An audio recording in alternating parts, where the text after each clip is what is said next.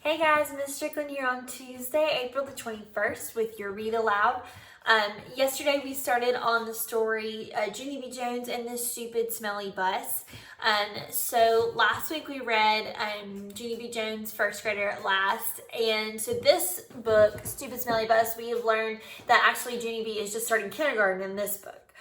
So we're kind of going backwards a little bit. But we read chapters 1 and 2 yesterday. And we found out that Junie B is about to start kindergarten. She doesn't remember her teacher's name, so she calls her Mrs. And her mom has told her that she's going to ride the school bus. And so when we left off on chapter 2, she was just about to get on the bus, and she did not want to get on the bus. Okay, and her mom had told her to go sit with the little girl that was sitting at the bus stop with them. So we are going to read chapter 3, The Stupid Smelly Bus. And we're going to see what happens with Junie B. We're also going to read chapter 4 during this so we can try to get done with our book before we start our new reading lessons next week. So here we go. Chapter 3, The Stupid Smelly Bus.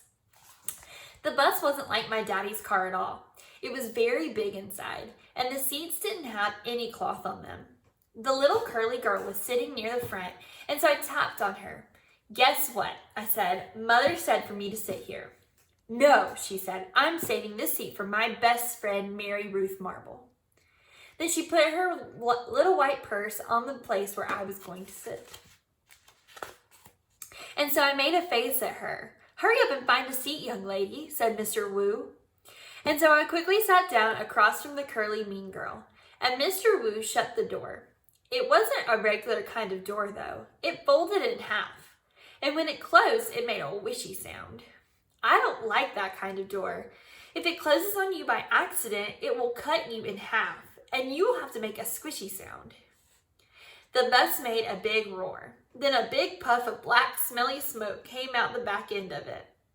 It's called bus breath, I think. Mr. Wu drove for a while. Then the brakes made that loud, screechy noise again. I covered my ears so I couldn't get inside my head. So it couldn't get inside of my head. Because if loud, screechy noises get inside your head, you have to take an aspirin. I saw that on a TV commercial. Then the bus door opened again, and a dad and a boy with a grouchy face got on. The dad smiled. Then he plopped the grouchy boy right next to me. "This is Jim," he said. "I'm afraid Jim isn't too happy this afternoon." The dad kissed the boy goodbye, but the boy wiped it off his cheek. Jim had a backpack. It was blue. I love backpacks. I wish I had one of my very own. One time I found a red one in a trash can, but it had a little bit of gushy on it, and Mother said no. Jim's backpack had lots of zippers. I touched each one of them. 1, 2, 3, 4, I counted. Then I unzipped one. "Hey, don't!" yelled Jim. He zipped it right up again. Then he moved to the seat in front of me. I hate that Jim. After that, the bus kept stopping and starting, and lots of kids kept getting on, loud kids, and some of them were the kind who looked like meanies. Then the bus began getting very noisy and hot inside, and the sun kept shining down on me in my fuzzy hot sweater. And here's another hot thing. I couldn't roll down my window because it didn't have a handle. And so I just kept on getting hotter and hotter.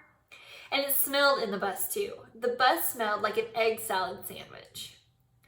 "I want to get off of here," I said right out loud. But nobody heard me. I hate it in this stupid smelly bus. Then my eyes got a little bit wet. I wasn't crying though, because I'm not a baby, that's why. After that, my nose started running. Only the bus didn't have a glove compartment, which is where you keep the travel tissues, of course. And so I had to wipe my nose on my fuzzy pink sweater sleeve. Then I stayed on the bus for about an hour or 3, until finally I saw a flagpole and a playground. That meant we were at kindergarten. Then Mr. Wu drove the bus into the parking lot and stopped. I jumped up very fast, because all I wanted to do was get off that stupid smelly thing. Only guess what?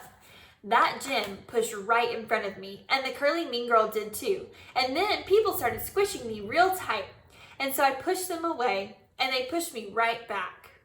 That's when I fell down, and a big foot stepped on my skirt that looks like velvet. "Stop it!" I yelled. Then Mr. Wu hollered, "Hey, hey, hey! and he picked me up, and he helped me off the bus. Mrs. was waiting for me just like Mother said. "Hi, I'm glad to see you," she called. Then I ran over to her, and I showed her the big footprint on my skirt that looks like velvet. "Yeah, only look what happens. I got stepped on, and so now I'm soiled."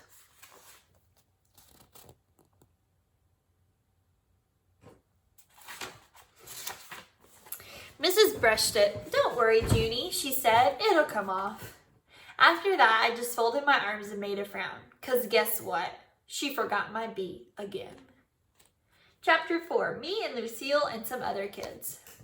Some of the other bus kids turned out to be in my class too. One of them was that Jim. That Jim I hate. Mrs. made us line up. Then we followed her to our room. It is named Room 9. There were other kids waiting by the door. When Mrs. unlocked it, everyone squeezed in all at once. That Jim stepped on my new shoe. He made a scratch mark on my shiny toe. The kind of scratch that licking won't fix. "Hey, watch it, you dumb Jim," I hollered at him. Mrs. bent down next to me. "Let's try to use our quiet voice while we're in school," she said. I nodded nicely. "I hate that Jim," I said in my quiet voice. After that, Mrs. clapped her hands together very loud. "I want everyone to find a chair and sit down as fast as you can," she said. That's when I ran to the table with the red chair. Only guess what? There was already someone sitting there, a girl with little red fingers. And so I tapped on her and said, "I would like to sit there, I think." "No," she said, "I am." "Yeah, only I already picked out that chair," I told her. "Ask my mother if you don't believe me." But the girl just shook her head no. And then Mrs. clapped her hands loud again and said, "Please find a seat." And so then I had to quick sit down in a stupid yellow chair, the same stupid color as the stupid yellow bus. After that, Mrs. walked into a big closet in the back of the room. It's called the supply closet. She got out boxes of new pointy crayons and some white circles. Then she passed them out, and we had to print our names on the circles and pin them to our fronts. That was our first work. "If you need help spelling your name, raise your hand," said Mrs. I raised my hand. "I don't need help," I told her. "Grandma Miller says I print beautifully." I used red, but then a mistake happened. I made my Junie too big, and there wasn't any room left for my B. And so I had to squish it very teeny at the bottom. "I hate this stupid dumb circle," I said. Mrs. made the shh sound and gave me a new one. "Thank you," I said nicely. "Grandma Miller says I print beautifully." The girl with the little red fingers was faster than me. She showed me her circle and then pointed at the letters. "Lucille. That spells Lucille," she said.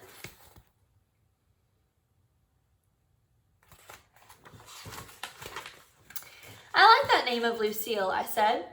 "'Cause guess why? Seals are my favorite animals, that's why."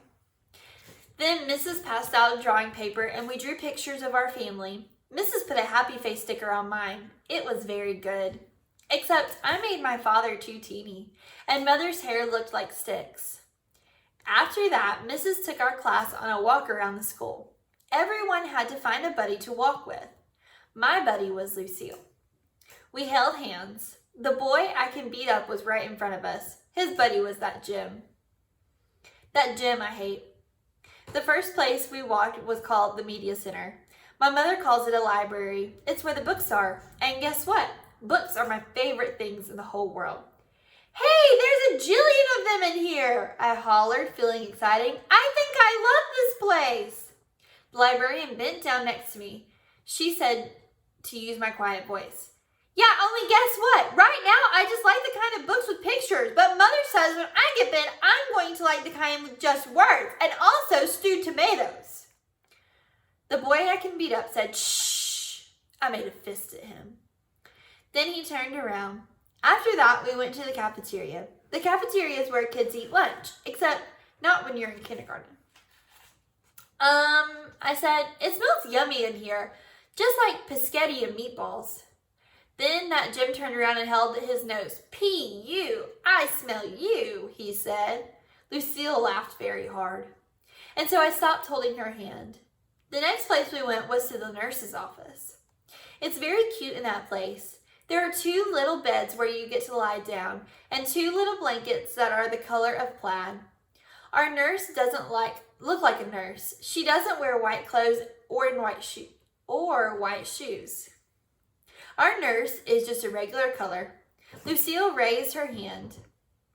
My brother said that last year he came here and you let him take off his shoes and he got a drink of water in just his socks.